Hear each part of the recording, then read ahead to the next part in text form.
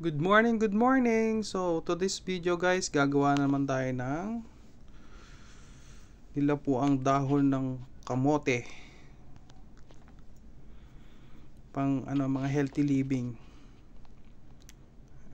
Para iwas sakit. Tapos, sama natin yung okra. Ganyan, putulin mo yung para malaman mo kung malambot pa ba yung okra.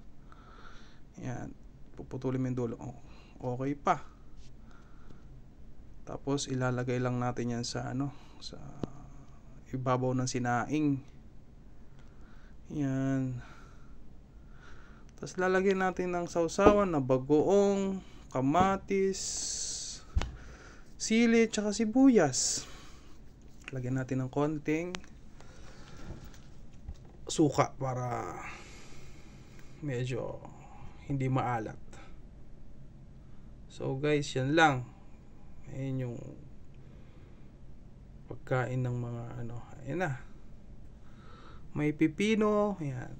May prito pa, dalagang bukid na naligaw. So, thank you for watching.